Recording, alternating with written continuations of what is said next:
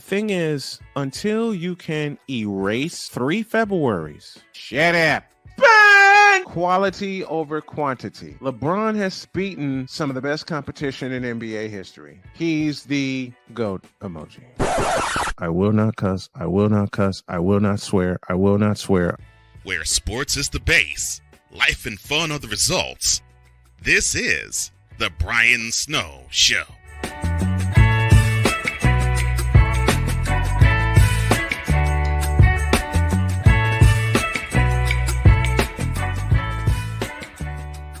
It has been a busy day for me. Good afternoon, everyone, and welcome to the Brian Snow Show. Happy to be back in the saddle, and I appreciate all of y'all for tuning in this afternoon. And we are presented by BetUs.com. Sports bettors, listen up. Your favorite sports book, BetUs.com, is back and in our 30th year of action. Live in-game betting, incredible odds with daily odds, props, and parlays, and fast payouts and exceptional one-on-one customer service. We got it all. Log on to betus.com or call 800-792-3887. That's 800-79-BET-US. BetUs.com, where the game begins. And we are also presented by Invader Coffee for the coffee lover who wants quality coffee with no BS and no filler.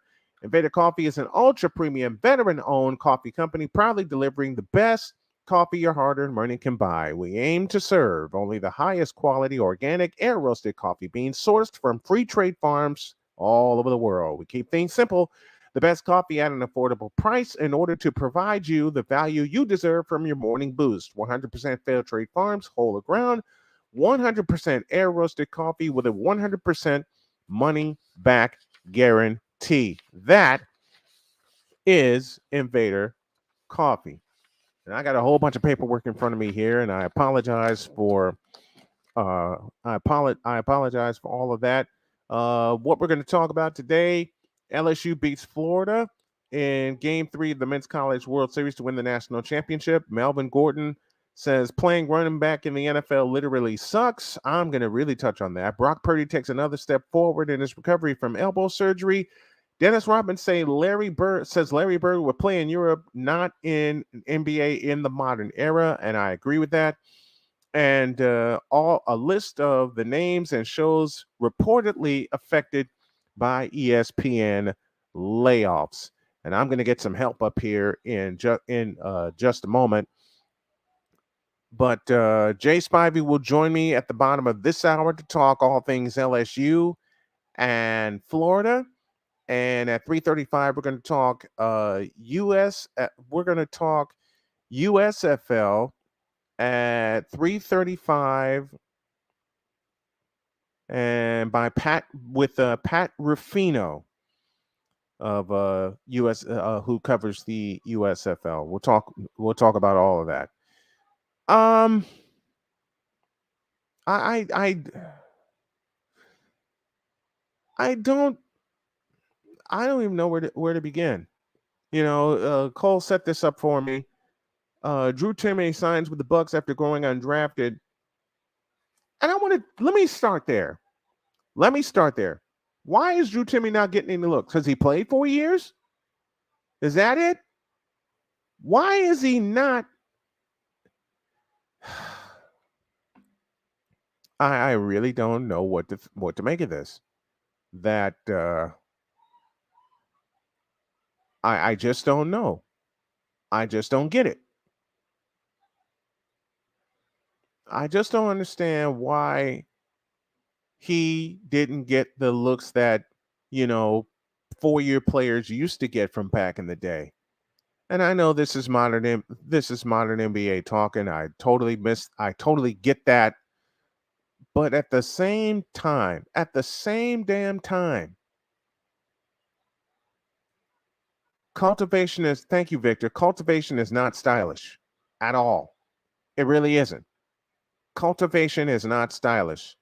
I'll have Victor join me at the top of the next hour. Cultivation is not stylish. What happened to developing players?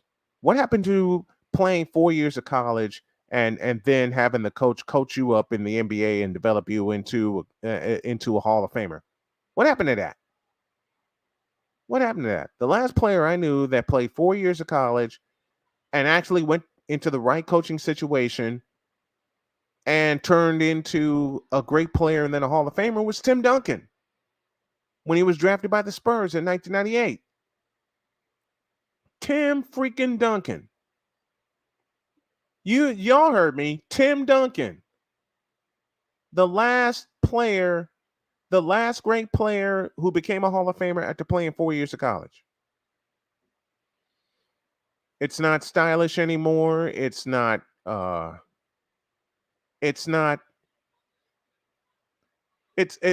also I just seem to think it's taboo to play 4 years of college in any sport. In any of the major sports. Let me do it that way. It's not style, it's not the in thing. And I'm wondering why. I'm wondering what happened to values. Well, you know what else happened? The NIL happened. Maybe the NIL will get players to stay in college more. I doubt it. I absolutely doubt it. I doubt that the NIL deals, so college players can get sponsored and paid, will keep them in college. In fact, I think it's going to be worse because there are no regulations to it. Which brings me back to Drew Timme. Why didn't he get any NIL deals? Probably because nothing was in place at the time he enrolled at Gonzaga. Something Victor just said a moment ago in the chat, and it's so true. Basically, most people look at it as what took you so long to hone your skills. What the hell do you mean? What took us so long? What the hell?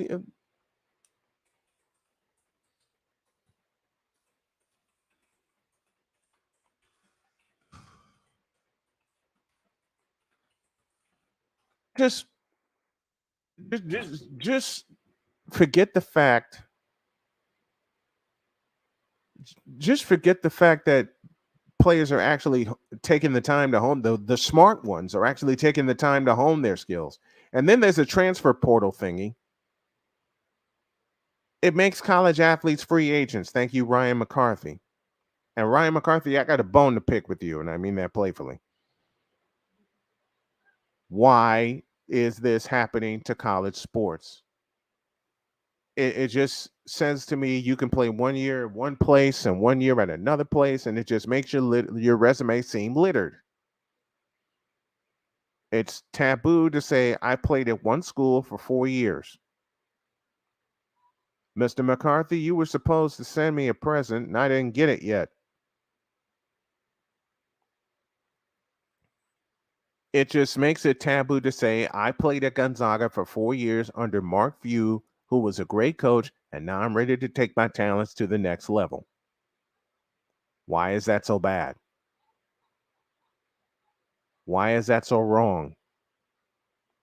Why is that so foreign? Why is that so foreign? To play 4 years out of school.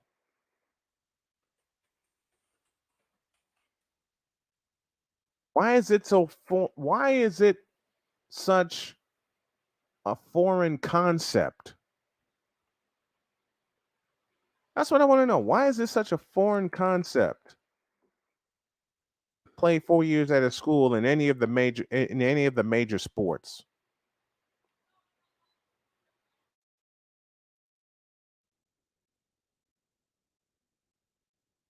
Can someone answer that for me, please?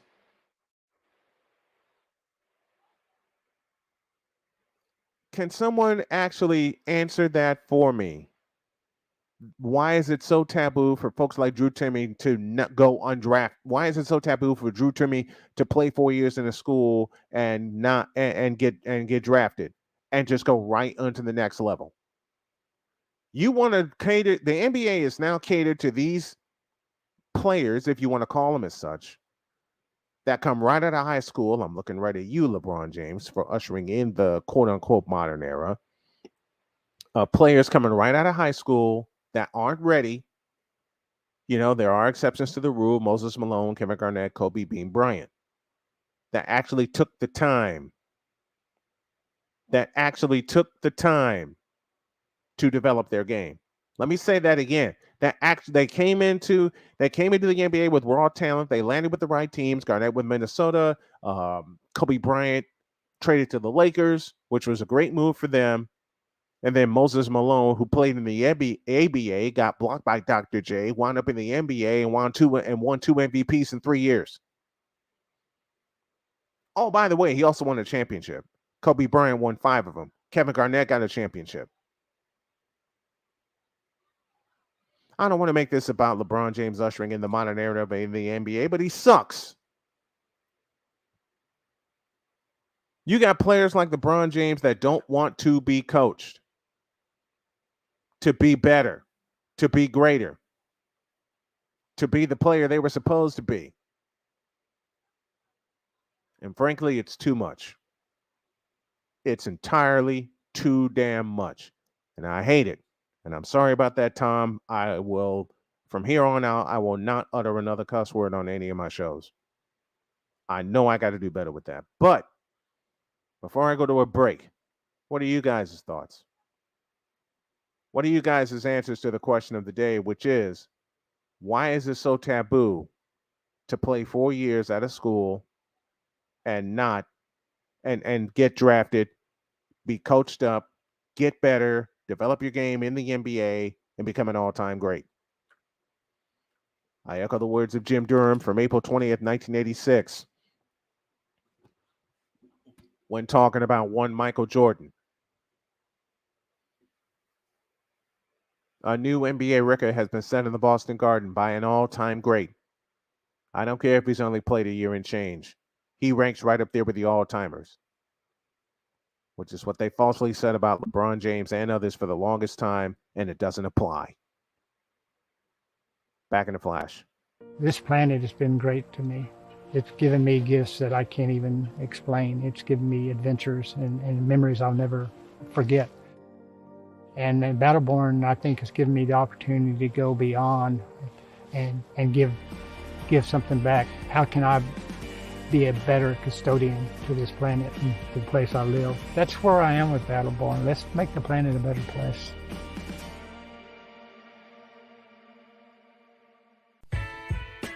Hey everybody, Brian Snow here. Want to do some afternoon sports talk with me and be interactive? Also meet some great guests from every walk of life? Then tune in to The Brian Snow Show on CSTV and CSTVnow.com. Weekdays at 2 p.m. Come on aboard and enjoy the ride.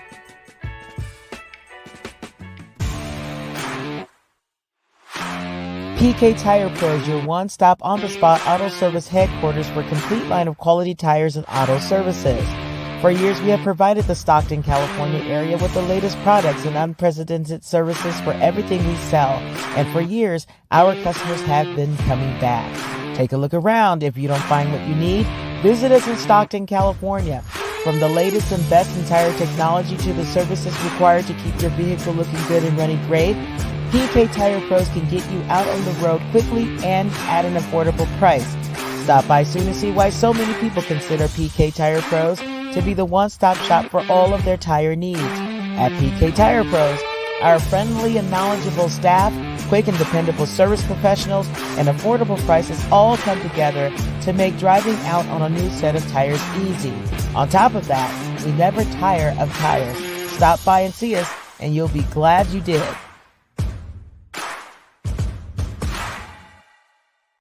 Where sports is the base, life and fun are the results. This is the Brian Snow Show. All right, it is. It's the Brian Snow Show on this Tuesday. Glad to have with us. This might be coming up at the bottom of the hour to talk all things College World Series and the beatdown, the absolute beatdown that the LSU Tigers, winning their first national championship since 2009, put on the Florida Gators. Poor playmaker.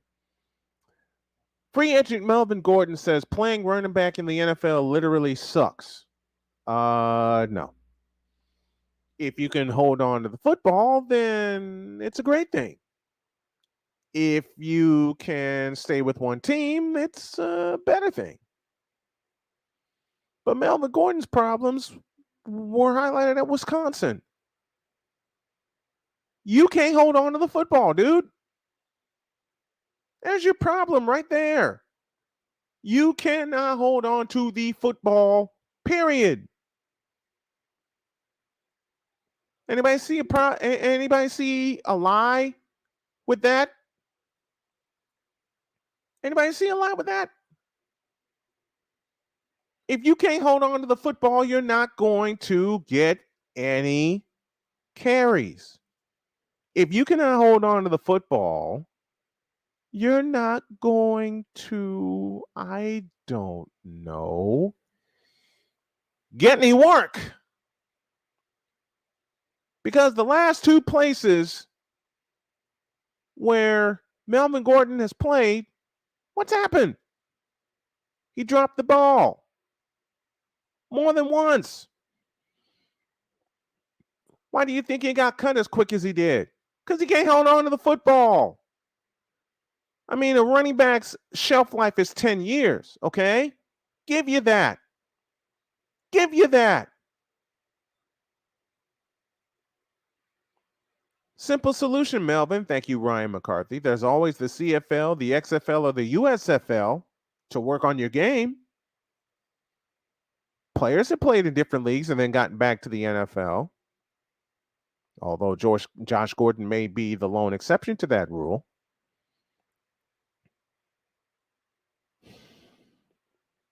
If you can't hold on to the football, then what good are you as a running back? As a running back, okay? Hear me out. As a running back, you're not going to succeed if you've been eating Butterfingers. You understand that? If you've been eating Butterfingers, you're not going to succeed at all. At all.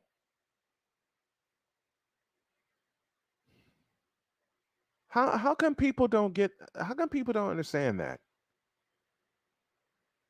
How come people don't understand that you don't get any play if you can't play? You were brought in to be a running back. Okay? You were brought in to be a running back. Why can't you hold on to the ball?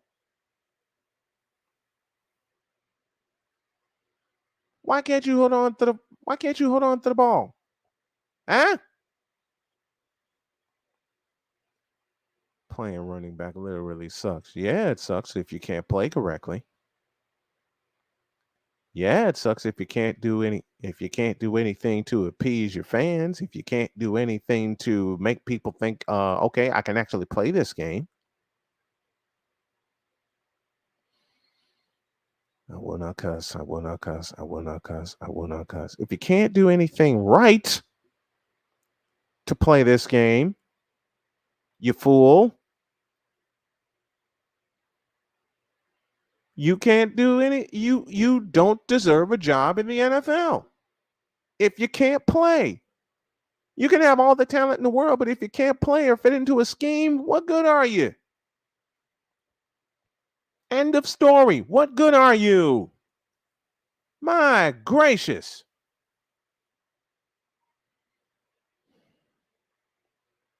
If you can't do this right, then you don't deserve to play. Period. You just don't deserve to play. Big Three co-founder Ice Cube rips the NBA and sports media for lack of support and coverage of the league. As we shift gears here, I can't say I blame him. Sports media has shifted, and it ain't a good shift either. It is not a good shift for sports media. You know, folks like I and Victor and Cole Johnson and Wise El Jefe, we all tell the truth of what we do and we cover everything fairly. Want to talk about this? And Ryan McCarthy in the house too. Mickey Delaney in the house with us. What happened to covering events and teams and leagues fairly? Why does a political slant always have to be in this thing? Huh? Why lately, and I mean that lately, why does there always have to be a political slant on this? Why? What the hell are you thinking? I'm sorry. I messed up. What in God's name are y'all thinking? Good grief.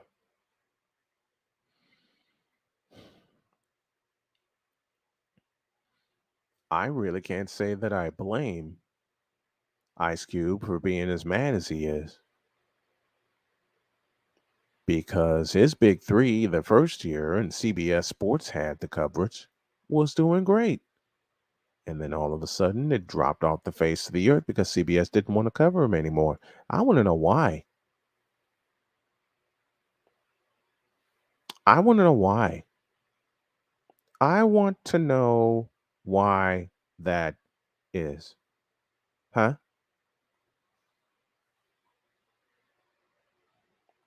I want to know why people just don't think it's good company to cover every league fairly. Why? I'll say it again. Ice Cube is mad as all get out about his league not getting covered. I can't say I blamed him. I can't say I blame him. Matter of fact, I don't blame him.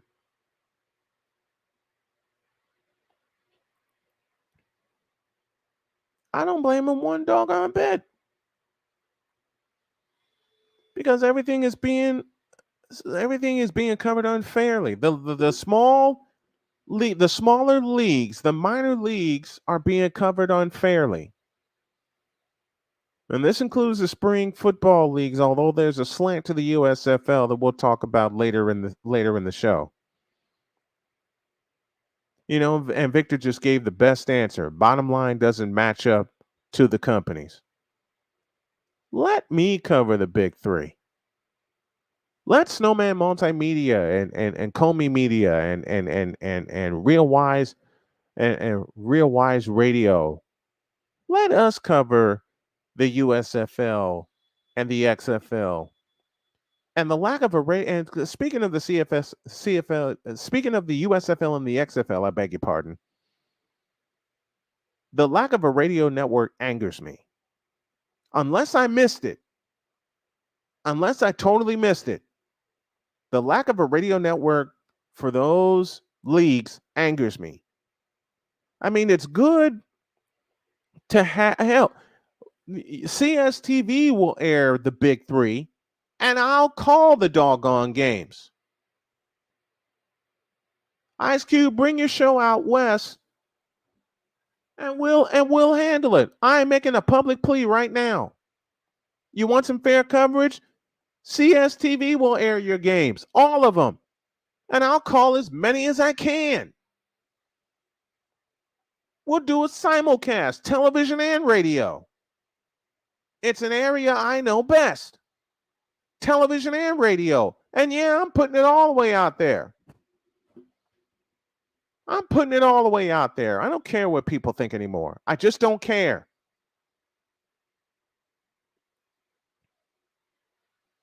So you know what, Ice Cube? I'll make this plea right now. Me, a small-time YouTuber, a small-time broadcaster, according to a lot of people, which I don't listen to. Put your games on CSTV. Put your games on CSTV. Give us a little funding, and we'll do the rest. We'll do the rest. And I'll say it again. I don't blame you for being upset. I do not blame you for being upset with the way your league is covered. It ain't fair. It never will be fair. And that's why you go and stay independent. That's why you go and stay independent, man.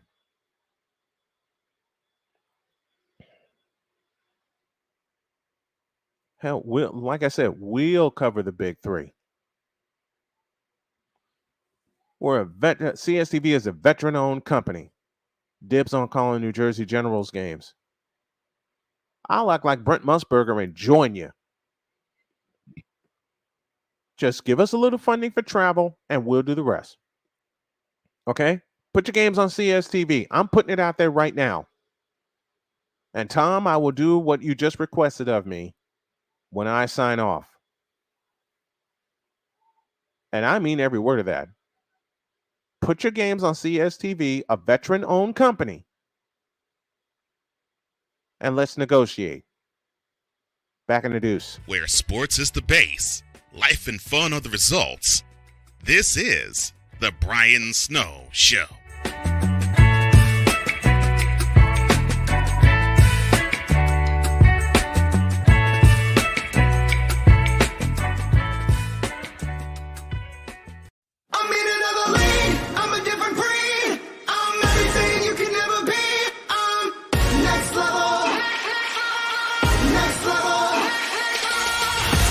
Thursday nights are wrestling night on CSTV. Tune in every Thursday night at 7 p.m. Pacific to see all the amazing Next Level Pro Wrestling stars on Thursday Night Throwdown on CSTVNow.com and the CSTV app on your Roku device. PK Tire Pros, your one-stop on-the-spot auto service headquarters for a complete line of quality tires and auto services. For years, we have provided the Stockton, California area with the latest products and unprecedented services for everything we sell. And for years, our customers have been coming back. Take a look around. If you don't find what you need, visit us in Stockton, California. From the latest and best in tire technology to the services required to keep your vehicle looking good and running great, PK Tire Pros can get you out on the road quickly and at an affordable price.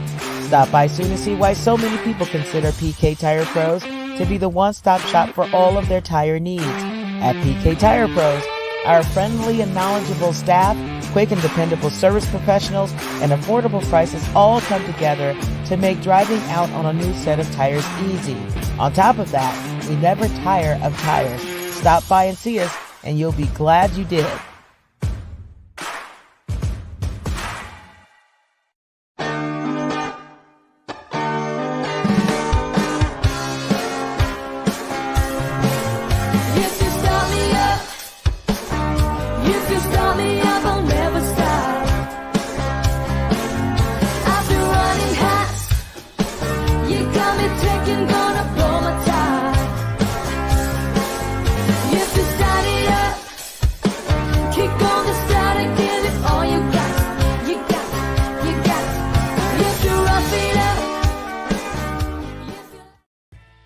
sports is the base, life and fun are the results. This is the Brian Snow Show.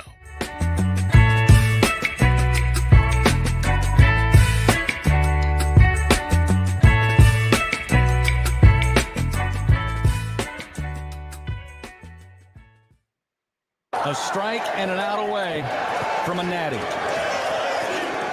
2 outs, runner at first. The 0-2 pitch. Swing and a miss! And all is right in the world. Tigers win! Tigers win! The national championship is headed back to Baton Rouge. The dog pile begins left of the mound. A promise made and a promise kept by Tiger head coach Jay Johnson just over 2 years ago. Said, I'm here to get LSU to Omaha and back on top of the college baseball world. And after an 18-4 victory here tonight, he has done just that. Chris Blair on the call for the LSU Tiger Sports Network. And thank you to the Tiger Sports Network for that call, and to, like I said, the voice of the Tigers, Chris Blair. And now we welcome Jay Spivey via the Invader Coffee Hotline to talk all things College World Series. Good afternoon, my friend. Good afternoon, sir. How are you? I'm doing great. How about you, brother? Doing well. It's Mardi Gras in Baton Rouge In after June. in June. Yes, it is. After being beaten 24-4 in game 2, LSU woke up and basically said, you won't do that to us again. As I told you yesterday on your morning show, that game on Sunday meant absolutely nothing. They proved it last night. Nothing. It meant nothing. I love that. When you have the two best players in college baseball, I mean, that happens. Yep. When you have the two best players in college baseball, and you know what did it for LSU was that second inning and patient at bats, because there were 5 consecutive walks with 1 out, which produced 2 runs and got LSU the lead. Right. Listen, I mean, honestly, a lot of times people talk about, would you rather get blown out or would you rather lose like by 1 run in the 10th or 11th inning? Right. To me, their toughest loss was the Wake Forest game earlier in the tournament. Yes. When they had to win 4 games in 4 days or whatever it was. Mm-hmm. But I mean, Sunday's game meant absolutely nothing because they had the best. They had the best pitcher going Monday night, and they absolutely killed him. They absolutely throttled him. LSU started taking out their best players midway through the game on Sunday, so I mean, they didn't care. They didn't. They really didn't care. There you go. They really didn't care. Why should they care? Because they got their best players their rest, and they knew they had another shot at it on Monday. And didn't even have to use their best player. Nope. They didn't have to use their best player. And he sat in the bullpen warming up, and I thought for sure he was coming in. He never came in. Nope. He didn't have to. There was no need waste him last night. He did not have to. And that's the most wonderful thing about that last night. Let me bring up something that you and I have talked about before. I think the College World Series should go to another network because the slight by ESPN is ridiculous. Well, I mean, that might very well be the case, but they have such a long contract. I believe this contract goes the length of the stadium lease, so I believe it's like more than 20 years left on this lease. Yeah. So it's going to be a while. It's a long while. One thing I will give ESPN credit for, but before they had this total control over it, you couldn't see a lot of these games. Now almost every game is on some sort of TV station. True. Give you that. Listen, you talked about North Carolina media. You have been there.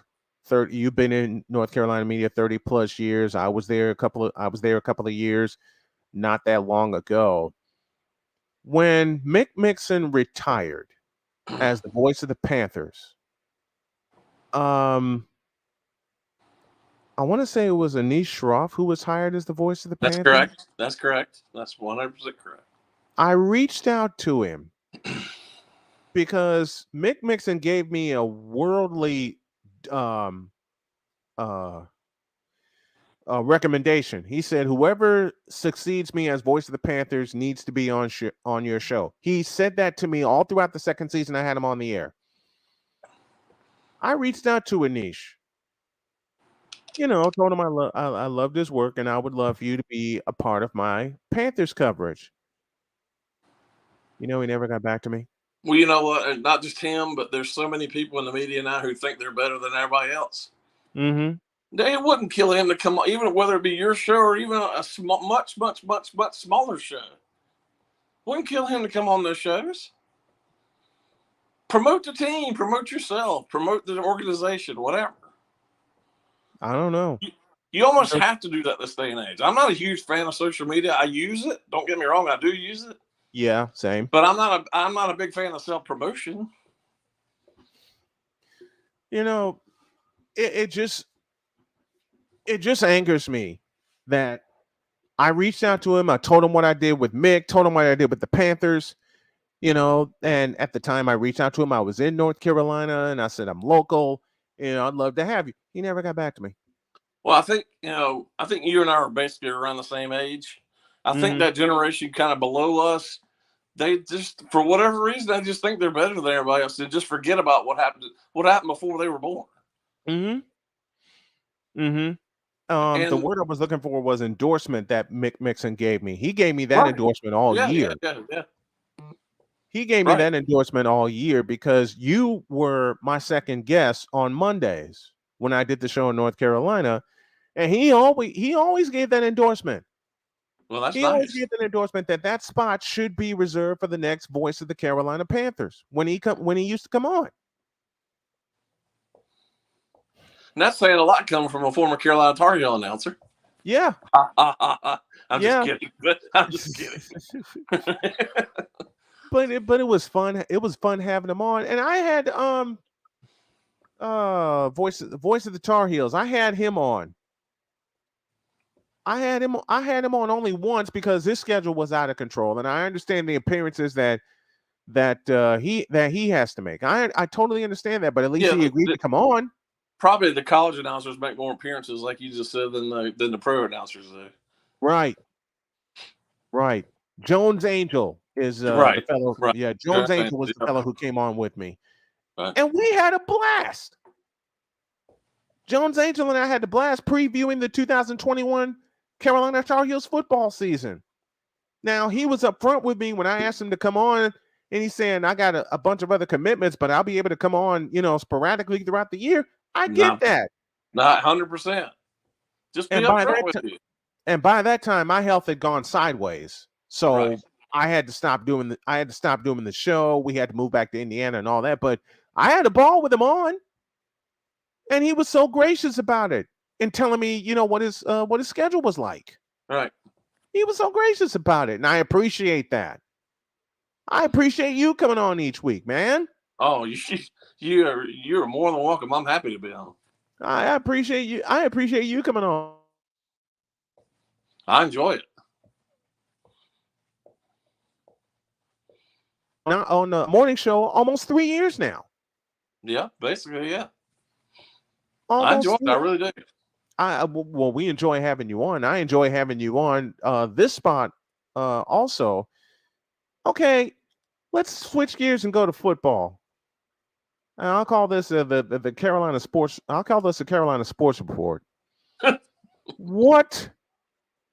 Who is Bryce Young going to throw to? Since we're shifting gears, let's just go all the way there. Who is Bryce Young going to throw to? We discussed this months ago when they first made that trade with the Bears. Exactly. Who are they going? Who is he going to throw to? Are they actually going to trust Bryce Young with Adam Thielen? I mean, you can argue. Well, I'm not even going to argue with that. I mean, as we all know, I don't think there's any college team that could beat a pro team. But Alabama had far better receivers than the Panthers too. You get no argument out of me out of that. I mean, God, you get no argument from me. And Alabama, I guarantee, had a better offensive line than the Panthers did. There's a problem right there with the Panthers. There's a problem right there. And I No get offensive line. I get things have changed over the last 15, 20 years or whatever it is. Right. But to give him the job basically less than a month after the draft, without his even throwing a ball to anybody, other than drills and practice. Well, come on, let's be real. We all saw that coming. Oh, we yeah, saw that coming draft night. Yeah, I did too. But still, whether it be him or any other quarterback. Yeah, we saw that coming draft night, and we said it on the air. Bryce Young's going to get the job no matter what. And we the saw other that coming. The other thing is this draft coming up next year in May, I guess it is. Yeah, is far better than the one we just had. Man, the quarterbacks are better. Mm-hmm. The tight ends are better. Much. The quarterbacks are going to be gold in this draft. And no one wants to talk about that. And the Panthers got rid of all their draft commodity, just traded it away. They got rid of all their collateral. They got rid of all their commodity. For what? I like Bryce Young. I really do. I watch Alabama. I watch Alabama football religiously. Mm-hmm. But at his size, it's going to be difficult. It is. I mean, I've seen some ridiculous comparisons when it comes to Bryce Young, but I saw one fellow who sent me a message that said, and I'm repeating every word of this verbatim, you can compare Bryce Young to Drew Brees. No. Drew Brees saw the field, even though they're about the same height. Drew Brees saw the field like no other quarterback did. And look at the offense that he played in at Purdue. Right. Look at the offense that he played in at Purdue. Sean Payton saw that when he got him in New Orleans and copied it. And no offense toward Drew Brees at all. I mean, he deserved everything he's ever gotten, and it will be a surefire Hall of Famer. Yes. They had plenty of talent down in New Orleans. Mm-hmm.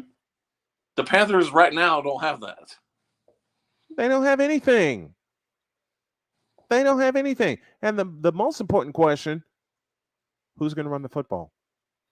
They don't have anything about that either.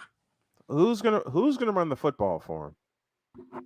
And I think he's a little better than people are giving him credit for, but is Frank Reich really the answer? Because we're gonna find that out when the season begins. But he struggled the last couple of years in Indianapolis, that's for sure. He sure did. And I don't think he's the answer in Carolina. I hate saying that, but let me ask you this. Was that a David Tepper move? He's about Reich? Reich? Oh, yeah. Everything that's in, I told you this years ago. Mm-hmm. Everything that happens in that organization is David Tepper. Yep, it is. He wants to have his finger on everything. Yeah. Yeah, you're right about that. And I get that because he's the owner, but let your football team run the team. Your football people run the program, I mean. Okay. And that goes with any sport. And you can make that comparison with the Chicago Bears. You write the checks to these players. That's all you really need to do. Yep. And don't be a Jerry Jones. How's that work for the Cowboys? Not since 1996. It hasn't worked. And it's going to continue this year. Yep. And years beyond that until Jerry Jones is gone. I mean, all the talent they've had and all the exposure they get.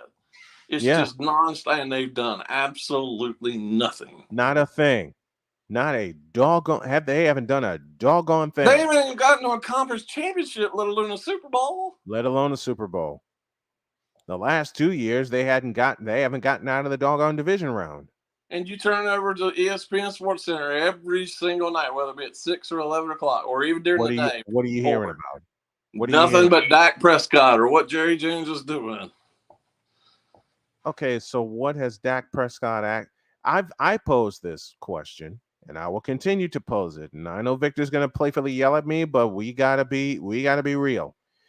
What has Dak Prescott actually done since he got in the league? He's actually kind of regressed the last couple of years. Thank you. And I know. I know he had that bad injury a couple of years ago with his ankle. I get that, and that was a horrible injury. It is. But he really regressed this past year. Can you actually trust Dak Prescott to run your team? And he doesn't have a Run that security offense. blanket anymore. His buddy Zeke. Zeke is no longer with the team. Ezekiel Elliott is gone. Now what? That's all I got to say. Now what? All that talent they've had for years and years and years. And the only team, and I don't care whether Barry Switzer won or not, that was Jimmy Johnson's team. It was Jimmy Johnson's team. And the worst thing the Cowboys ever done was fire Jimmy Johnson. And then the worst thing they've is ever that, done. even worse than that is that Jerry Jones promised that Jimmy Johnson would be in the Ring of Honor, and then he backed down on it. And he backed away. Jimmy Johnson should be in the on it. Cowboys Ring of Honor, no question. And why hasn't that been done? Just petty argument. It's jealousy. A petty argument. It's jealousy. Because Jimmy Johnson was better than him. Way better. Jimmy Johnson was better than him. Jimmy Johnson has proven What's over and over and over that he's a good coach. And ever since then, it's been Jerry Jones holding a grudge. It's been Jerry Jones holding a grudge because Jimmy Johnson actually made that team. I'll say it again. Jimmy Johnson actually made that team. If people Jerry Jones didn't get over that. If people are too young or didn't follow the NFL that closely back then, and I am not a Cowboys fan. I can't stand the Cowboys. But those teams were so good. Yeah, they were. Jimmy Johnson built that team. Well, heck, this Herschel Walker trade alone made that team. Mm-hmm. And that was Jimmy Johnson. Well, Jimmy Johnson knew what he had to do. He knew what he had to do to make them Super Bowl contenders because he was tired of them being also Rans. And after they won the Super Bowl 28, I believe it was, they won Super Bowl 28. You expected, okay, the Cowboys are at the start of a dynasty. What happened after that? Nothing. I mean, outside of the one Barry Switzer year, which is again not his team. Nope. Then, just like I know we're both 49ers fans, that one the year that George Seifert won, that was not George Seifert. That was Bill Walsh. That was Bill Walsh. That was Bill Walsh's team. And Bill Walsh set it up that way. Yep. He set it up that way. And it really didn't become George Seifert's team until 1994. Right. It really didn't become George Seifert's team until 1994. That was all Bill Walsh up until 90. Right. Because Seifert took over in 89. Seifert took over in 89. And that was still the remnants of Bill Walsh's team. We both have said that. And then 1990 happened, and we all know what happened against the Giants. But at the same time, it really didn't become Seifert's team until 1994. That's when it really became Steve Young and George Seifert's team. Right. That's when. And that team was I know they lost a game or two, whatever it was, but that team was unbeatable. You weren't gonna. Did anyone ever think, or I'll tell you a funny story. Super Bowl 29. A whole bunch of us were getting ready to watch the game, and we had planned what we were going to make for our Super Bowl snacks and everything like that, but we didn't get time. Now, I was living in North Carolina at the time. I was living outside. You didn't miss it. I'll tell you that. When the kickoff happened, the Chargers get penalized, and then Jerry Rice was hit over the middle for a touchdown. I got up and went to the kitchen and started cooking because that game was over. It was 100% over. That game was over after that. That game was DUNN done. That team was one of the best teams in NFL history. That game was done. And I came back in just in time to see Ricky Waters score from 51 yards out. I went back into the kitchen and kept cooking. Yep. That game was done. Yep. That game was absolutely done. And for those of y'all that don't believe it, go watch the game. Yeah, you watch about 5 minutes and then it's basically over. That's all you need to see is 5 minutes of it. That's one of the biggest beatdowns ever. Yep.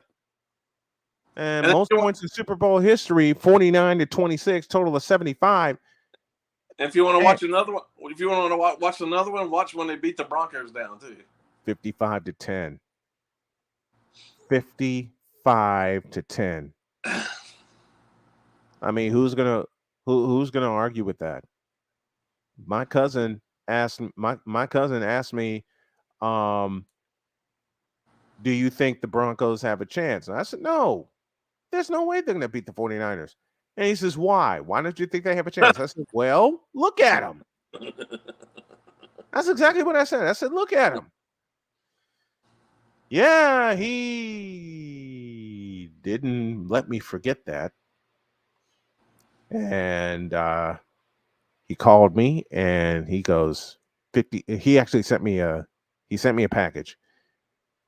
And on that package was a line that reads 55-10. Are you kidding me? I'm like, told you. That's all I got to say. Told you. And we all of us who are football fans, we live and breathe football, especially on Sundays. Yep.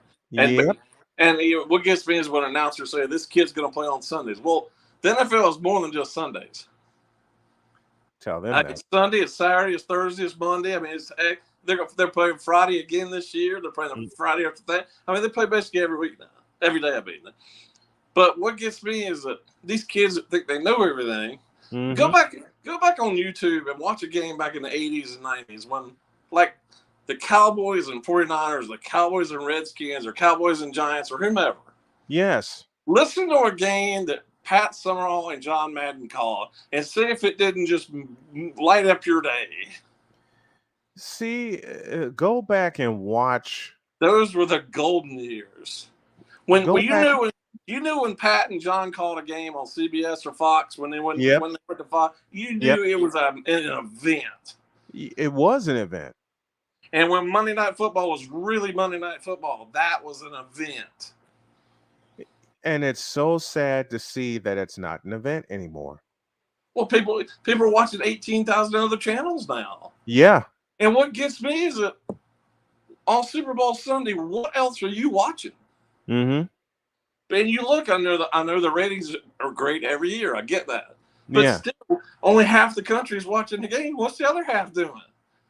Everything else. What is there to do? Everything. They're trying to do everything else. That's all. Let me play something here, and the courtesy will go to CBS. But you mentioned probably the greatest television football tandem in Pat Summerall and John Madden. Without question. Let me find something here. And you also mentioned that the when Pat Summerall and John Madden were calling a game, especially for CBS, it was indeed an event. It was something you needed to drop everything and start doing. Let me take y'all back to January 17th, 1993, when this intro happened.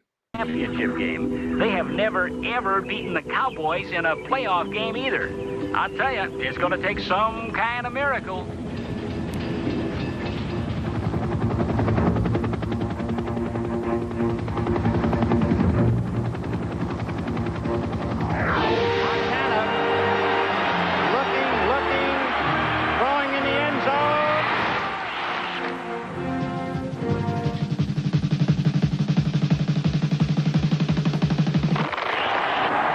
Some might say it was only a catch, but pro football hasn't been the same since.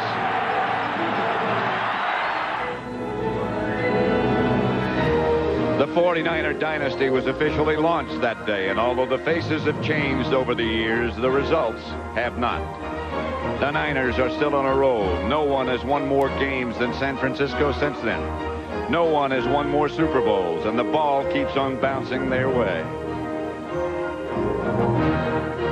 Soaring out of the darkness and into the spotlight are the new stars of America's team.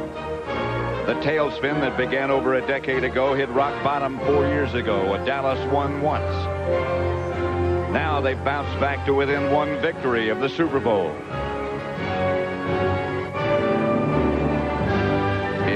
deja vu all over again. San Francisco and Dallas, the established champion versus the young upstarts for the championship, with a nod to the past and a look to the future. If that don't get you ready for the NFC Championship game. Listen, you're 100% right. And then if you, whether it be that game or any other game, right? When I know he's a polarizing figure, but he's awesome. He's still awesome to this day. When Brett Busberger got on there and says, "You're looking live at wherever." Oh God, yes. And he would throw it to Pat and John to wherever this stadium they were. I mean, if that didn't get you going, nothing would. Brett Musburger made me fall in love with the NFL today. Oh, yeah. Brett Musburger made me fall in love with the NFL today. And although Keith Jackson was the voice of college football, when Keith sort of got ill and did the lesson, Brett sort of took over that role. Yeah. I mean, I know a lot of people don't like Brent. I mean, he's done some things that kind of make me sick, but Brent is still a great announcer, and even in his 80s. He's a legendary announcer. But when Pat and John did a game, it was incredible. Yep. It was indeed. It was indeed. It wouldn't matter if it were a 1 o'clock game on a Sunday afternoon in 4 October. It didn't matter. It didn't matter. It did not matter. Got to go to the second hour, but thank you, Jay, for coming on. I appreciate you. I love you, brother. We'll do it again next week. Sounds good. Thanks a bunch, Brian. Have a good week. Jay Spivey joining us for some for the Carolina Sports Report. Pause for a break, and when we come back, Victor Locke will help kick off hour 2. Back after this. Where sports is the base, life and fun are the results. This is the Brian Snow Show.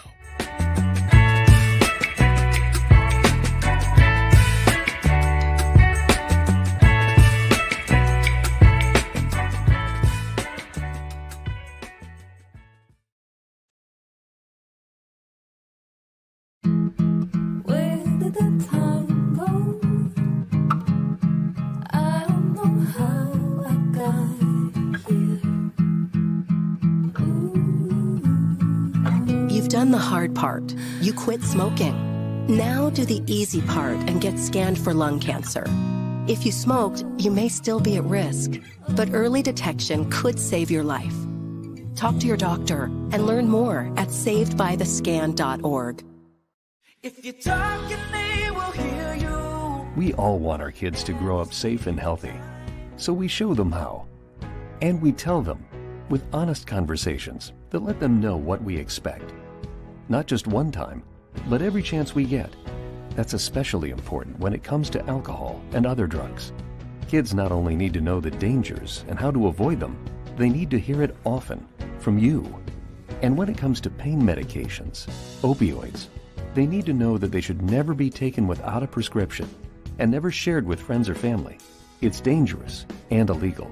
So talk with your kids and guide them through the challenges of growing up safe and healthy. Because when you talk, they hear you. For more information about talking with your kids about underage use of alcohol and other drugs, visit underagedrinking.samhsa.gov. So talk, they hear you. You can do it if you try. He was only 58 years old when he passed away. That outcome could have been different. Colorado happens to be one of the worst states for radon levels. It's in our ground and it seeps up. The more you breathe radon, the more chance you have of DNA being hit and the cell mutated. The EPA estimates 22,000 lung cancer deaths a year caused by radon.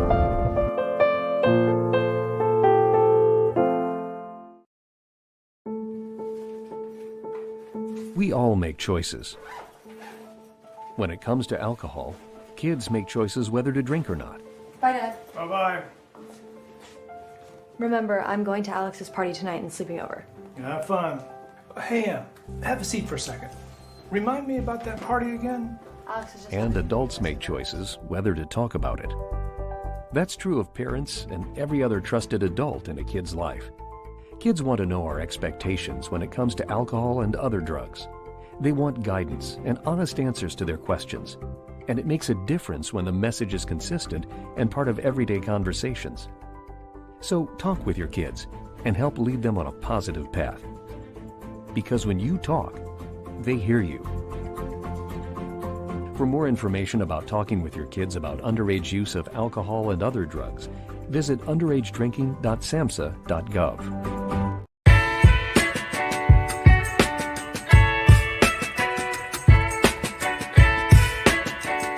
The thing is, until you can erase 3 Februaries, shut up. Bang! Quality over quantity. LeBron has beaten some of the best competition in NBA history. He's the GOAT emoji. I will not cuss. I will not cuss. I will not swear. I will not swear. Where sports is the base, life and fun are the results. This is the Brian Snow Show.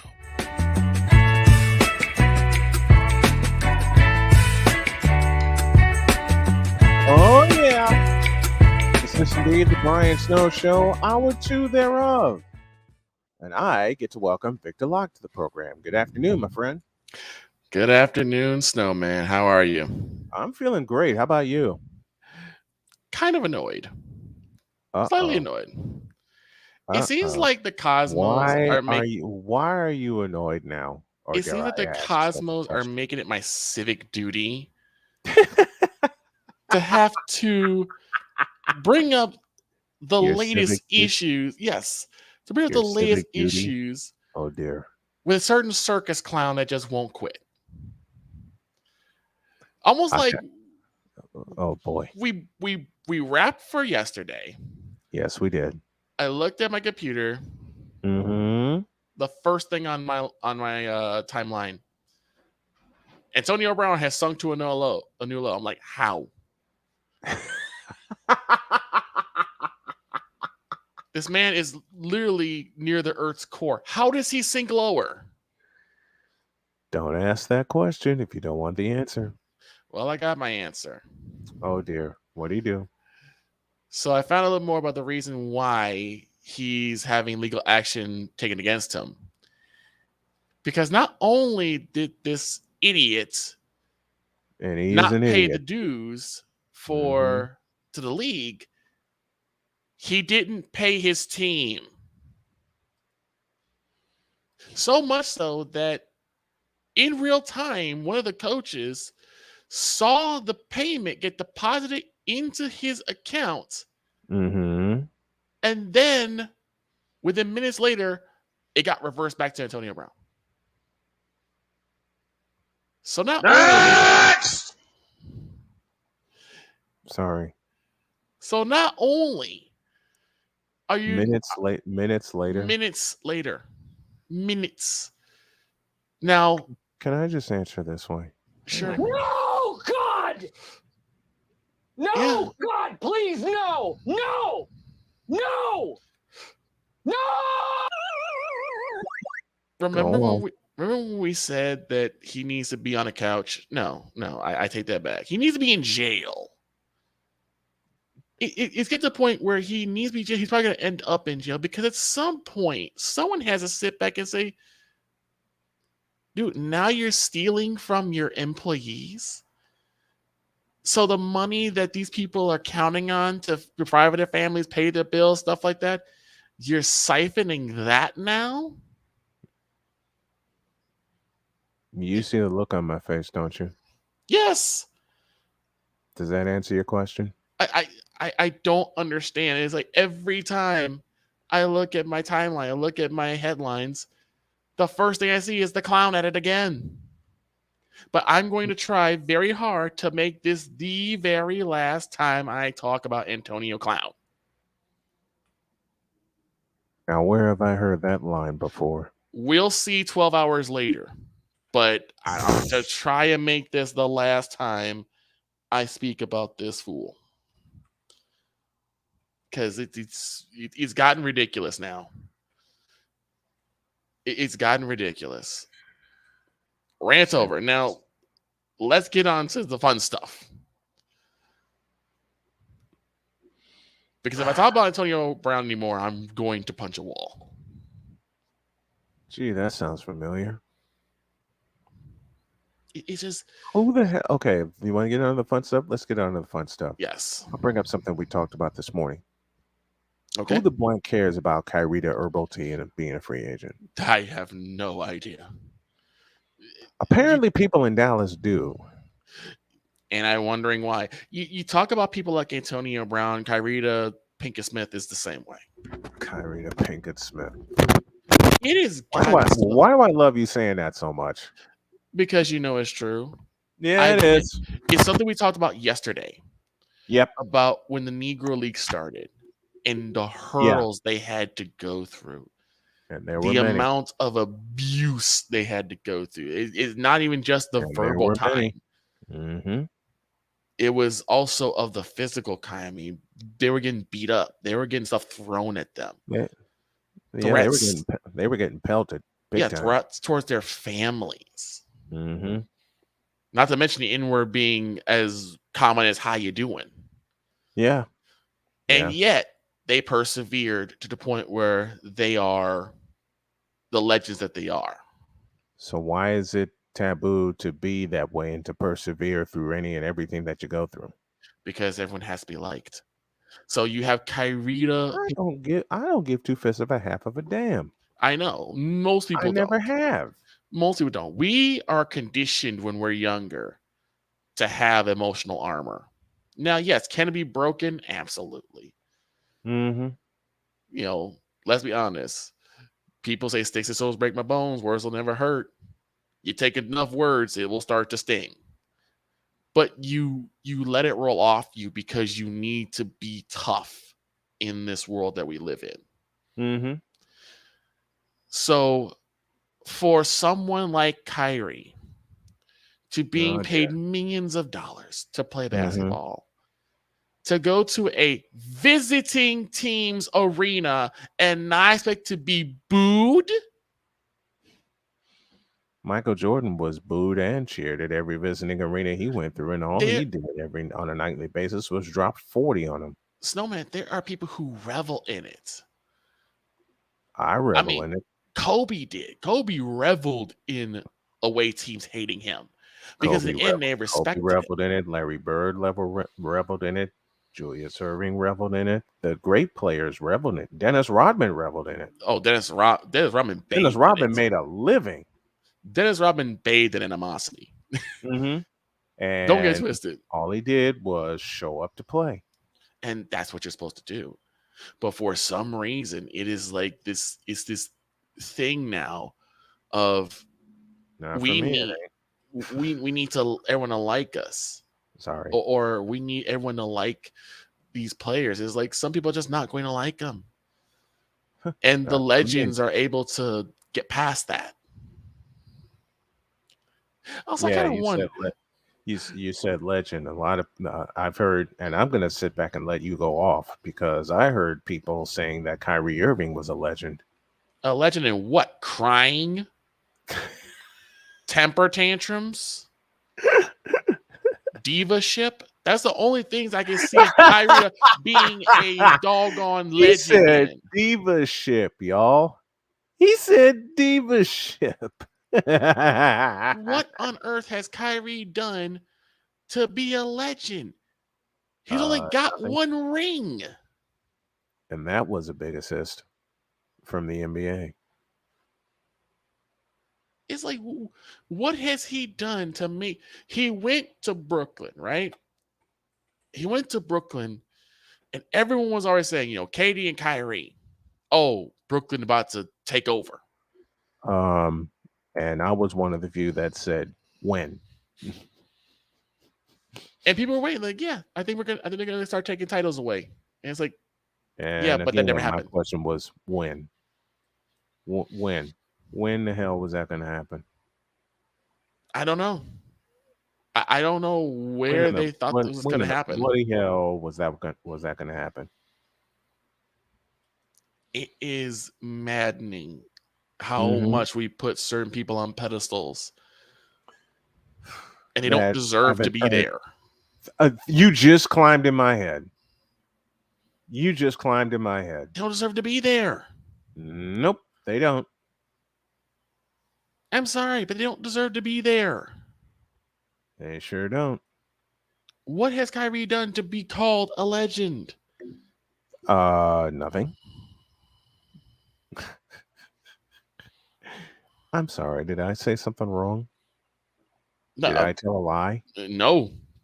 I'm still searching. Did I There's no tell a lie to be lie? found. That's all I want to know. Did I tell a lie anywhere? I'm still searching. There's no lie to be found at all. It's just you had to back in the day. You had to really be something special to be considered a legend. Yep. The likes of Dr. J, the likes of Larry Bird, the likes of Magic Johnson, the likes of Kareem Abdul-Jabbar, the likes of Moses Malone and Daryl Dawkins, Pistol Pete Maravich, Bill Russell, Jerry West, the King, Michael Jordan, Patrick Patrick Ewing, David Robinson, Tim Duncan. Hello. Magic Johnson. Oh, you mentioned Isaiah Thomas, Joe Dumars, Charles Barkley. These are Kevin Tom Johnson. Chambers. Tom Chambers. Thank you. You climbed to my head again. Tom Chambers. There are plenty of individuals where they had to do something spectacular to be known as legends. Nowadays, all you gotta do is just be mentioned by some rapper and you're a legend. Says you. That's all I got to say. Says you. It's like, what? And it don't fit. No. It doesn't fit. It just don't fit. Again, looking at you also, Dak Prescott. Hall of Famer. Trying to call yourself a legend. Well, he hasn't called himself a legend. But we have the moronic Republic of Cowboys Nation that's trying to call him a legend. Okay, you're going to hate me for my next sentence. Go ahead. Dak Prescott this past season sucked. He had his moments. I'll put it like that. He has moments. The problem is, again, is the team they don't have an offensive line to keep him upright. It's very similar to Justin Fields. Where were you getting the rest of offense? Where were you getting more offense from other than Dak? Zeke wasn't doing all that well. Sad to say. No. Pollard wasn't doing that well. Sad to say. Pollard was injured. I'll give that excuse. Pollard was injured. That's it. That's all. Pollard was injured. Right. But it's getting to the point where, like, we're sitting there saying, oh, they're going to go next year. With what? What did you see that no one else saw? My other question is how? That makes you believe that the Cowboys are going to go to the Super Bowl next year. I would like it, but I just don't see it happening. Me neither. I say a few years. I mean, it's been 28 years. 28 since they've reached years. an NFC Championship game. 28 years. Long years.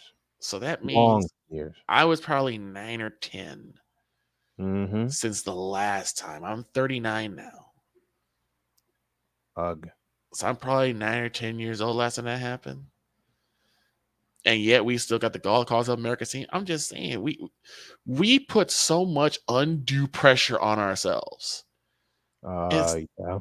Instead of saying, hey, let's win this game first. Then let's make it 2, 3, Mhm. 4, 5 in a row. Let's handle our business instead of saying, we're going to Super Bowl next year. We're going to win it. And it didn't take 15 minutes after that last play at Levi's Stadium for Cowboy fans to start mentioning that. I'm surprised it took Again. I'm surprised it didn't take us 7 minutes. I saw people on Facebook saying next year. I'm like, the game just started. 30 seconds after the game started, you're saying next year? Yep, next year Super Bowl champions. Yep. Okay. And the bad part is you have some pundits saying that. Allowed. Yeah. Allowed. The pundits are. You ask a question, and I'm going to ask the two biggest atrocities right now in NFL. One. Two people should be within an honor society. Jim Johnson should be in the Ring of Honor. Yeah. And Roger Craig should be in the Hall of Fame. Those Don't two things are atrocities get that have yet to be me fixed. started. Those two Don't atrocities. get me started. Those two atrocities have yet to be fixed. And it to And me, what pisses me off is that it seems like they never will be fixed. well, because it's a popularity contest. You go back to what you were saying at the top, and I wanted to get to this. When we talk about cultivation of talent, you asked a very pointed question. And that is, why is it that people who spend 4 years in college honing their craft are not getting the looks they deserve? To me, it's a very simple formula. Okay. They believe that the time that you spent in college subtracts from the time that you could be in the league. Making your What? move. Yes. What? The time that you spend in college subtracts from the time you spend in the league making your portfolio. Says who? Look at the pundits. Look at the pundits that are out there. Look at who they follow. They're all following top prospects in like their first and second year of college. Or ones who haven't even gotten to college. I'm looking at you, Bronny James. Exactly. We don't know what Bronny's going to do. But we're like, oh, I'm so excited. Which is nothing. I'm sorry. Did I say that aloud? It's like, oh, I can't wait to see Bronny get on the court. I can wait. Give him a year or two. I don't want to. A lot of people were saying about... I'll echo my wife's words early in the morning. I don't want to. A lot of people were echoing the same thing about Derrick Rose. I was just glad that Derrick took some years and stayed in college. Because what I did not want is for him to come out unproven, unrefined, and possibly ending his career a lot earlier. Agreed. Because that's what sets yourself up for. Not only is it a mental situation, it's a physical one too. It is. Because you are being introduced and to I'm the so glad physicality. and I'm so glad you said that. It's a physical and a mental situation. Because you are basically entering yourself into you're ingratiating yourself into the physicality of what the major leagues is going to be. Whatever sport you're in, football, basketball, baseball, even hockey. Especially hockey. Good Lord. You are ingratiating yourself into what that physicality is going to entail. And you'll be tested. And you'll see if you have the mettle to withstand it or you don't. Ain't that the truth? There have been a lot of players who were in high school. People were like, oh, he went straight to the league. Went to college, took that test and said, you know what? Rather be a mathematician. I cannot handle the rough housing that's going on. That happens. Yeah, it does. Yeah, it does. So it is maddening because you do see people going through those 4 years, getting the education, which I always will, cherish higher than even your sporting prowess. Same. But a lot of people sit there and say, well, what took you so long? Why did it take you? And that's nerve-wracking to me. Yes. That's nerve-wracking to me. That you're gonna say that. What took you so long? Why haven't you started? And that's usually comes from the people who never got started. Yes. Yeah. Can I get a witness?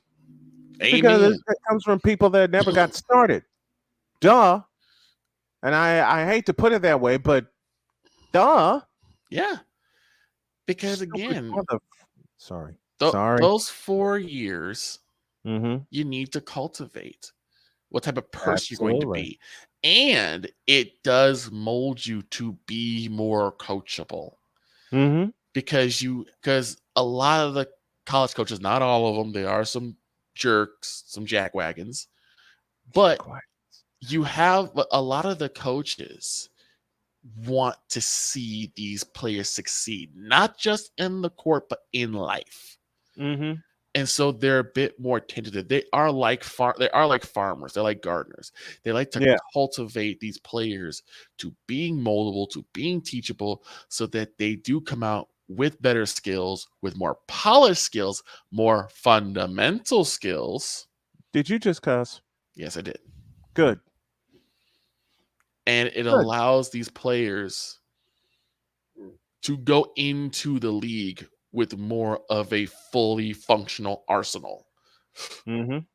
You know, I don't know if Blake Griffin went to college or not, Yeah. but he surely didn't play like He did. He played at Oklahoma. Well, he sure didn't play like it because he did a lot of dunking. That's the one thing that a lot of colleges will do. They will pull you away from dunking a lot. Yeah. You can do it. They want you to polish off the fun. They want you to get the fundamentals polished. Yeah. Oh, did I just swear again? Do your layups.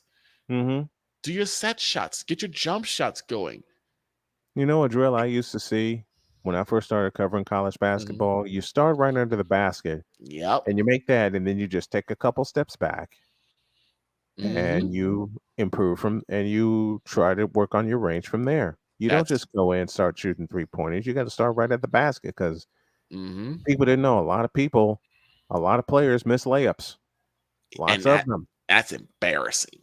It is embarrassing. Three things you never want to miss if you're a basketball player: a dunk, a layup, and a free throw. And LeBron's missed all three. Oops. I mean, that's how we used to start. We start from the left side of the circle, for the left side of the inner circle. Come back to the second line, come to the third line, go to the free throw line, third, second, first of that side. And then if you want, you can do, from the corner, from the wing, from the top of the key to the other. That's But how you got to get the fundamentals down first. Exactly. You got to get your fundamentals down first. We're due for a break. This is Victor Locke joining me. Random musings of Victor Locke joining us as he does. And I think this is going to be a daily habit for at least one segment. Thank you, brother. Appreciate the time. No problem. Brock Purdy is on his way to starting game 1 of the 2023 season. What? Yes, that's going to happen. Tell you more after this. Where sports is the base, life and fun are the results. This is the Brian Snow Show.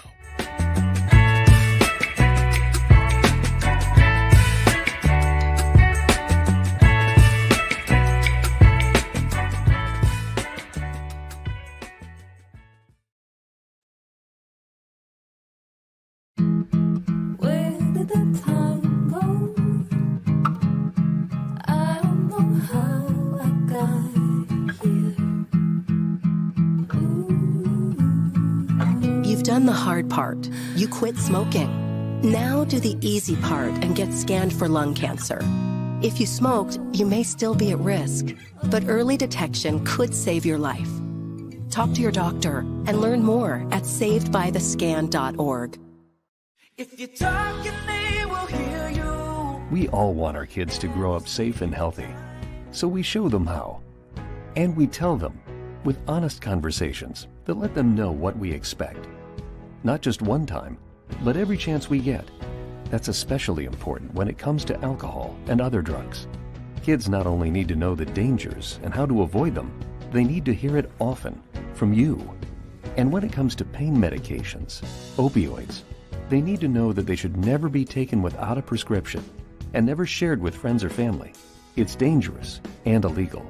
So talk with your kids and guide them through the challenges of growing up safe and healthy. Because when you talk, they hear you. For more information about talking with your kids about underage use of alcohol and other drugs, visit underagedrinking.samhsa.gov.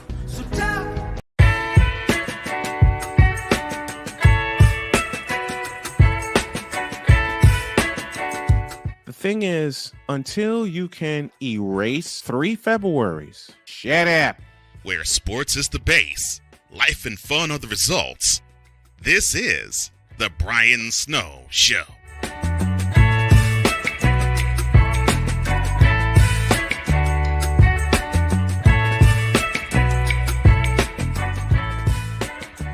Pat Ruffino will join us at the bottom of the hour. Brian Snow back here with you on the Brian Snow Show, the Tuesday edition. And I have a warning for everybody in the NFC. Brock Purdy just may start week 1 for the 49ers. The 49ers quarterback is traveling to Jacksonville, Florida to train and throw with quarterback coach Will Hewlett and orthopedic specialist Tom Gormley. A person familiar with the situation said and told USA Today Sports. The person requested anonymity because of the sensitivity of the situation. Purdy remains on track to play in 2023 following right elbow surgery. Y'all know what Hassan Reddick did. Very clean play. Hassan chop ball comes loose. Purdy injures his elbow. He began throwing in late May. Kyle Shanahan said, quote, "We're hoping for week 1 and feel pretty optimistic about that. That's what we're hoping for, that he'll be ready to play in week 1. And usually that doesn't mean that's the day he comes back. Usually you have to come before that to make that goal, and that's the kind of goal we're hoping for, and I don't have any reason to think differently." If you're the rest of the NFC right now, Cowboys included, you have to be saying, yipe. Because as much as Trey Lance and Sam Darnold are taking the first team reps, this is Brock Purdy's team. I said this last year, and I will continue to say it. And you're right, Dietz. It's more important to be there in December. I don't expect Purdy to come back until like week 7 or 8. Sam Darnold is perfectly capable of handling that team because now he has weapons with him.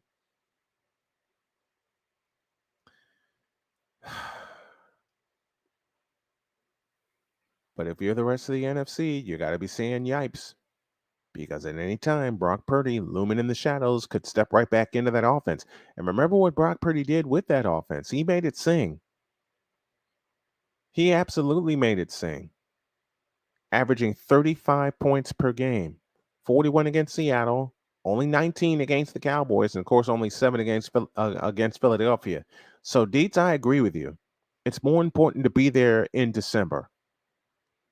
You still got to be saying yipes, though, because Sam Darnold now has weapons, and apparently Trey Lance has changed his throwing motion.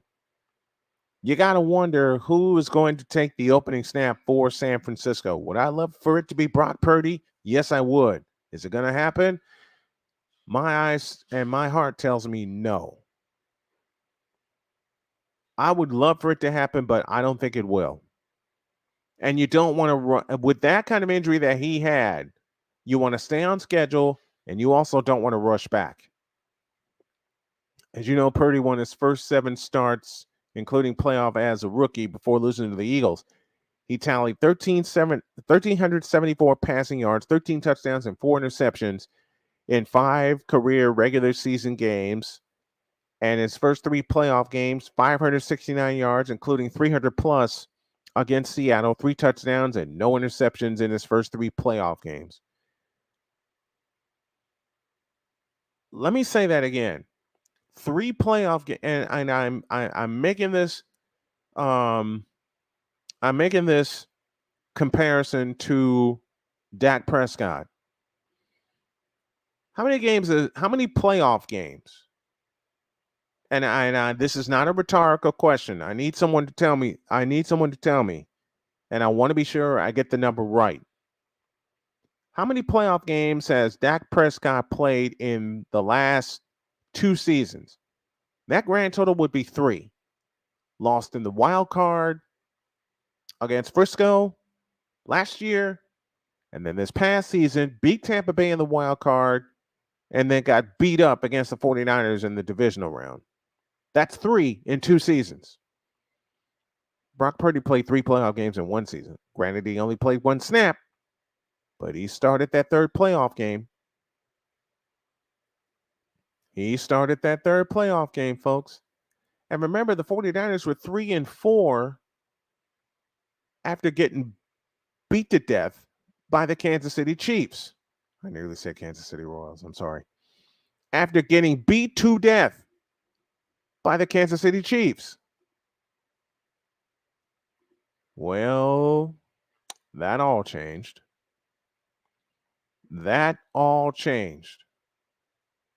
and they won their last 10. 5 of them belonged to Brock Purdy. Let's go to the Invader Coffee Hotline and talk some USFL with Pat Rufino. What's up, Pat? Not much, man. You say Invader Coffee, and it brings me back some good memories. So they have to look it up. But the gentleman who owned it, it was him and one of his executives was a female. I think she was a medic. Mm-hmm. This dude was a Blackwater guy, and he had Blackwater blend or something like that.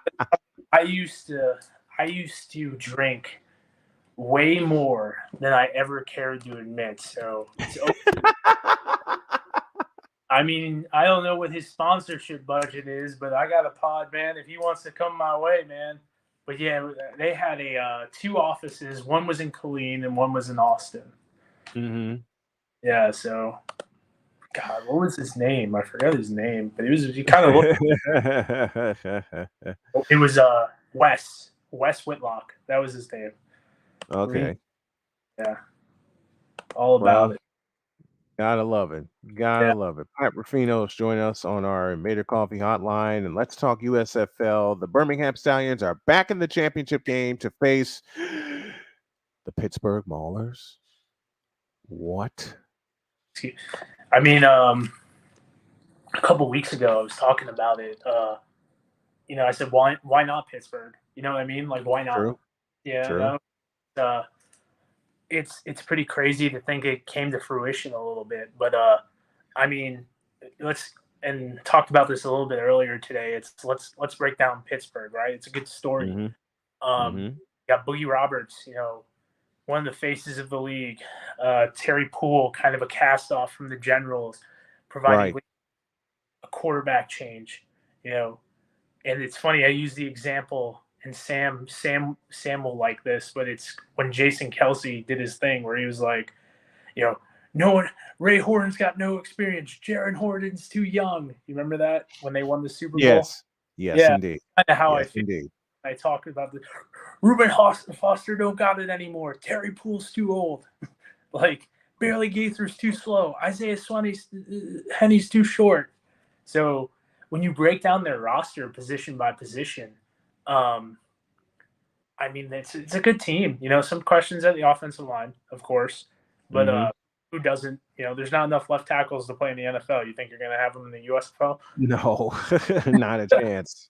Yeah. Not a chance. Not a chance. Pat Rufino joining us. What got you into the USFL, my friend? So the story goes back a little bit. So I'm from New York originally. In 2009, Versus was a big thing, right?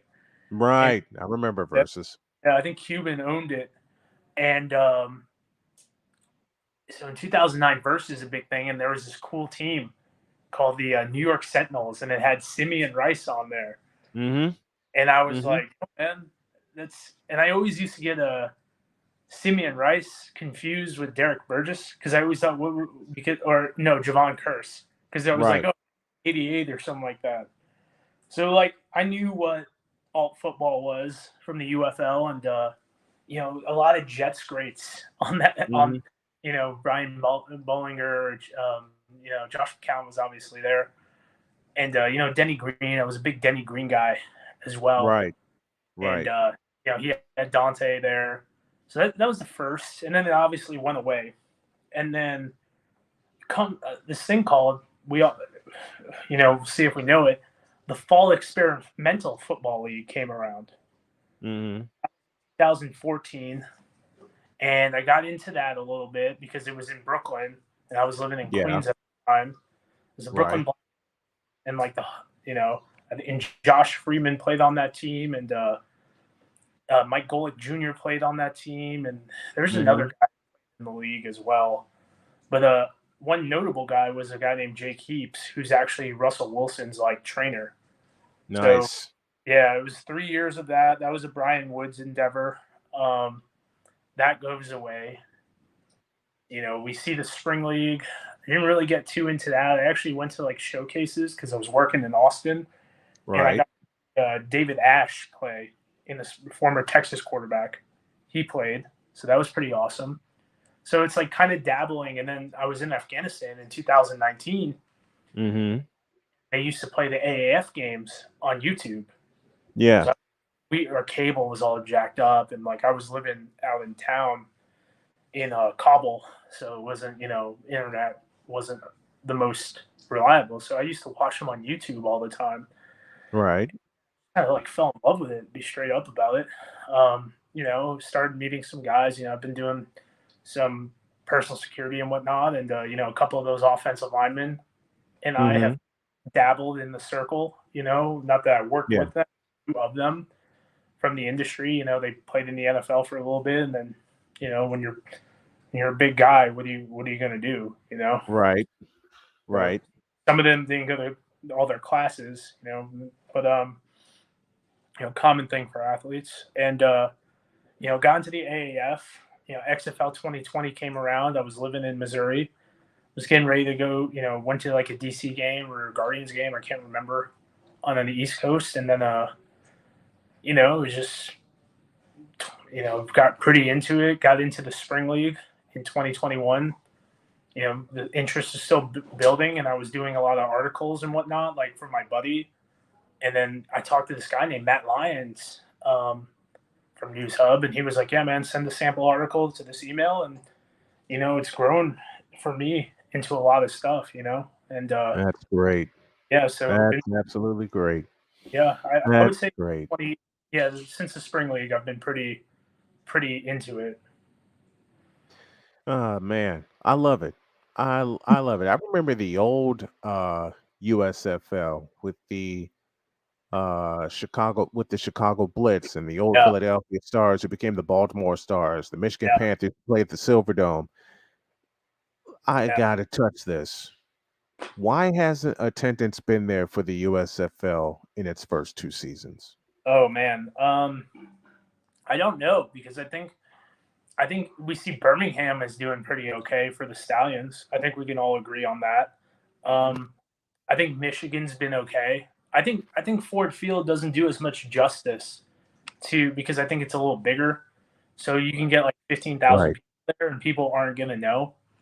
I mean, Ohio's not like the main hub, obviously, as far as like with the teams. So, go back and forth on that debate. And Memphis has been okay. I feel like it's been every other week that you look at Memphis and you're like, oh, that's pretty good. And then you look the next week, like, are the Gamblers playing? Or, it's right. I mean, Brian, I don't have the answer on that. I don't think anyone does. I don't know what they're doing as far as marketability in the off season. I've seen some stuff in Michigan. I've seen some stuff in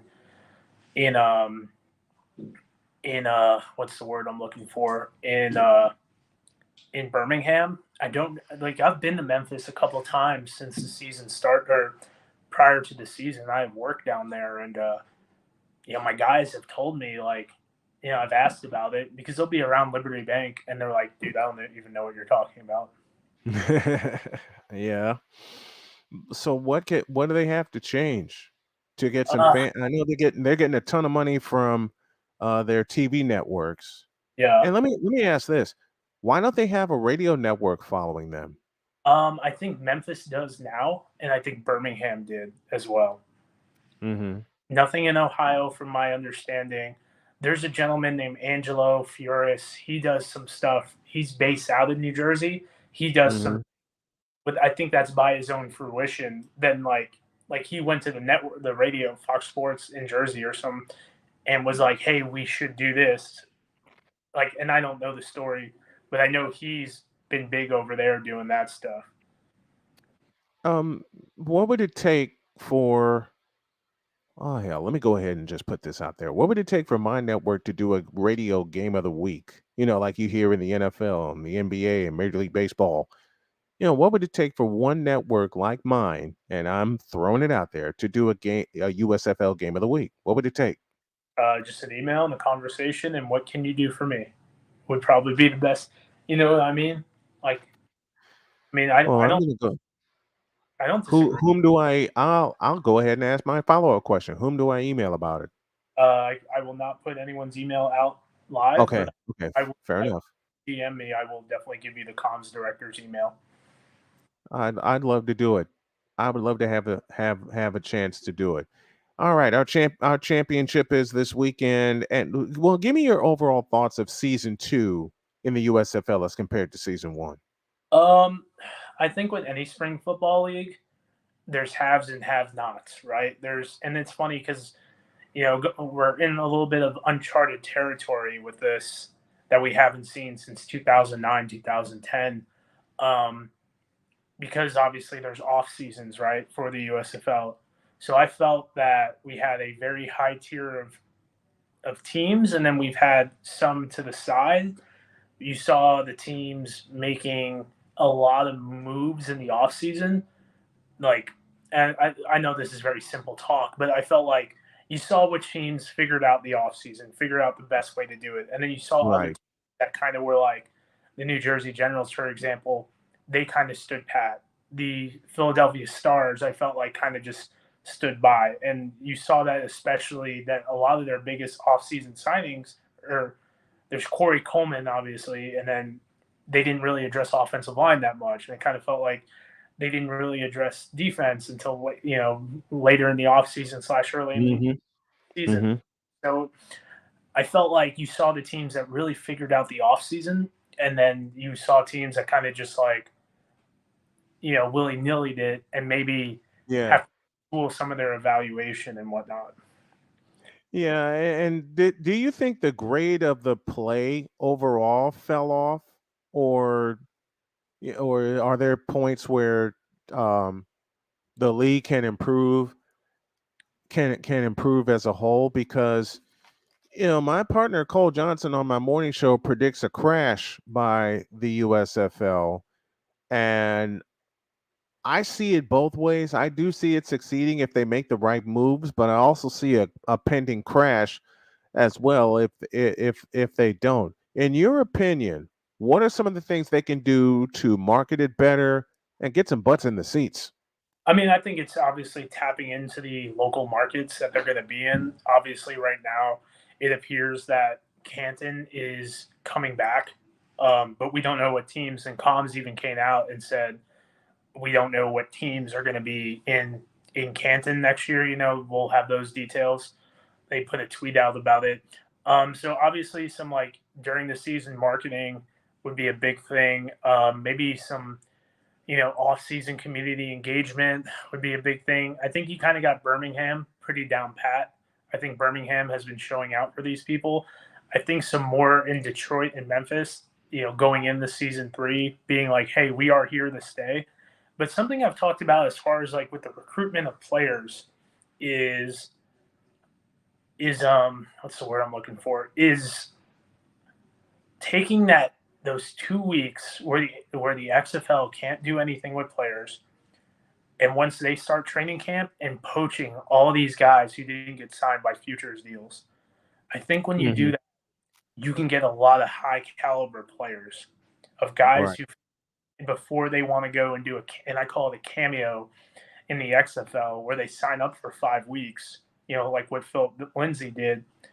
Because Philip Lindsay's getting a contract at some point once these running back injuries start happening. Right. But the big thing is, now, is he getting a $750 guarantee or $750 or a $1 million guaranteed type deal? So I feel like the XFL or the USFL could take real advantage of getting a lot of the guys coming off futures deals that didn't get picked up by the XFL, and then kind of playing that game a little bit. And I also think right now, and I think the XFL did a good job of combating this, was picking up a lot of guys' rights after the season, after all the rookie mini camps and whatnot happened. So now that kind of might take away some options of guys and their rights and everything like that, if that makes sense. Pat Ruffino joining us here, talking all things spring football.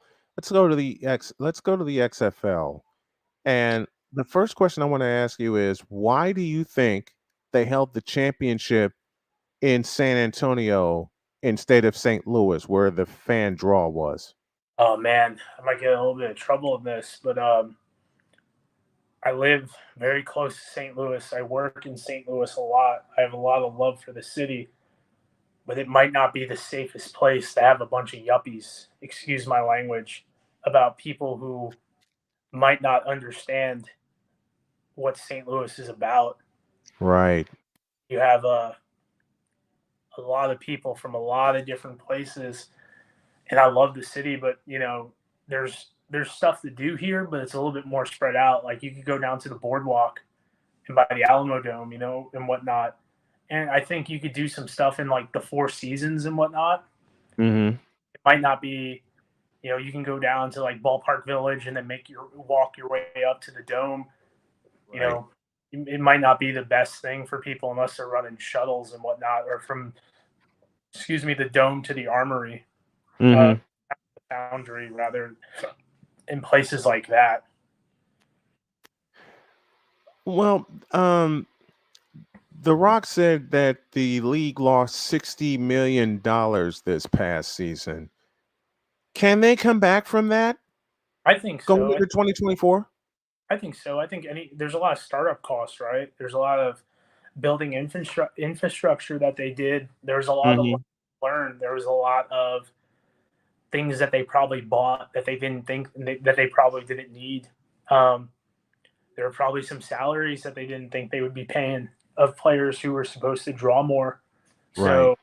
I think that because The Rock, and I don't want to take this as a bad way, people, he's a very proud person. I think he's going to continue to finance along with investors and whatnot, just Mhm. both these leagues, until they figure it out, and that's my big thing is like, what were you expecting to lose? So if they were expecting to lose 100 mil and they lost 60, that's what we're calling that a good day. You know what I mean? Yeah. Yeah. So true. So true. Will there ever be expansion, do you think, in the XFL? I mean, that's a good question. I mean, that's what we all talk about. That's what we all wonder, right? There's some kid in Omaha whose dad's telling them about the Nighthawks when they were there, 15 years ago. And I think that those stories, kind of kick the tires of expansion. But until you're profitable, expansion just seems really irresponsible. However, let's kick True. it back. If Warren Buffett, who's from Omaha, says, I want an XFL team and I'm only doing it in Omaha, you're either cutting a franchise or you're going to Omaha. You know what I mean? True. So, True. Very true. money talks. Very true. What's with the stadium situation for the Vegas Vipers? Because they played at basically a baseball stadium this past year. I don't have all the facts on it, but in my personal opinion, I feel like people want, like Jerry. I know Jerry Carnell from Redbird. He wanted a Vegas team, Mhm. and I kind of feel like some things weren't worked out. Obviously, because I don't think they had a stadium until a couple weeks before the season, and maybe some promises were made that couldn't be delivered on by other people. Right. Or like, that's kind of what I think, and I can be 100% wrong. I'm not 100% on it, but I mean, you can't tell me that like they were riding and dying by Vegas. Like that's what they wanted, like the Yeah. stadium, Yeah. the Cat Field. Like I would have Well, went they to Norman. Well, I thought they would play at least at. You know why they didn't play at Sam Boyd Stadium? Why they chose Cashman Field? Something about a non-compete. Ah. Yeah, something because it was. I have to like look it up again, but there was something about a non-compete because that's where the obviously I think the Raiders played there, and then the Right. Las Vegas Locos played there as well. Gotcha. Okay. Pat Ruffino joining us, talking all things spring football. Would love to have you on a lot more times and to execute an idea that I just got, especially with the USFL. I'd love to have you back on, my friend. Appreciate you. No, I had a great time, man. Thank you, and whatever you need, I'm always here to help out. I appreciate it. Thank you. Problem, sir. All right, that's going to be it for your. Well, I got a few minutes. Let me touch one more thing. I mean, a lot of the times I talk sports media on both my shows, and it just hit me, that ESPN is in the process of doing a lot of layoffs, a lot of layoffs, and there are some people that have been totally affected by the layoffs at ESPN. They were looking to Disney was looking to make a round of layoffs through the summer of this year, and one of the first ones that comes up is Neil Everett. He left amid the job cuts, and he bid farewell. Chris Chelios gone from hockey coverage. Rob Ninkovich, adios from football coverage. The show Keyshawn, J. Will, and Max, their supposed morning show that they brought in to replace Mike and Mike, who did a 4-hour morning show daily. ESPN said it's scrapping its national morning radio show featuring Keyshawn Johnson, Jay Williams, and Max Kellerman. The move is part of restructuring of the company, which will include significant on-air layoffs. It doesn't mean Johnson, Kellerman, or Williams will be let go, though Kellerman is in jeopardy, big jeopardy. He's a big money guy who is now going to be out on radio, and the time slot for TV with this program, This Just In, will be taken over by the Pat McAfee show this fall. Ay, ay, ay. Ay, ay, ay. I hate that. I absolutely hate that. Max Kellerman has taken so many hits, it's not even funny. He has taken so many hits. I'm talking about Max Kellerman. Let me ask y'all a question. Does Max Kellerman deserve another chance at this? I really want to know, because in the times I've seen This Just In, or heard This Just In, the times I've heard the Max Kellerman show, it seems like, this is one man's opinion, that he's been on the cusp, but has not delivered. Am I wrong in that assessment? Am I wrong in thinking that? Am I just off in thinking that way? There's going to be some more layoffs from that 4-letter network. There's going to be a lot more. Believe me, there's going to be a lot more. But be that as it may, Max Current Thing Kellerman, absolutely. Absolutely. I haven't had a chance to dip into the feedback zone all show long, but I'll start here with Deet saying, I just like consistency. The Cowboys are not a Super Bowl team, but they have proven talent that they can get to the playoffs, and all it takes to get in and have things hit right. Try again. I'm just teasing Deets. But if you say they wouldn't make the playoffs and they make the playoffs and win a game, that exceeded expectations. Never mind. It's funny because analysts said preseason Cowboys won't make the playoffs. I was one. Cowboys make the playoffs and win a game, and the reaction is, well, you lost in the division round. I am guilty. I am guilty of that as well. Very guilty. The goalpost changes each year. Yeah, you got that. Here's a question that Deets asked. Note to Dallas Maverick fans. Kyrie Irving tanked your season. Why do you want him back? Because he's the big splash. Because he's the big splash.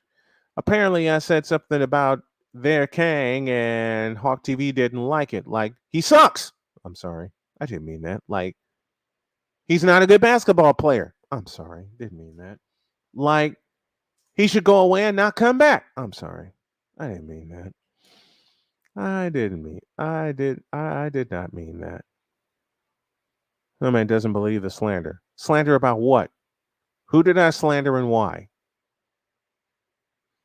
People are saying Washington will turn heads in the NFL. If they change their name back to the Redskins, they will. As far as the product on the field, get a quarterback and we'll see what happens. All right, I'm out of time. Let me get out of here. Have a great day, y'all. 7 o'clock tonight, tentatively scheduled, will be CFL Weekly on the Snowman Multimedia channel. I love you guys. but I have some things to take care of before wifey gets home. So I'm going to get that taken care of before I do my final show of the night. God bless y'all. I'll see you later.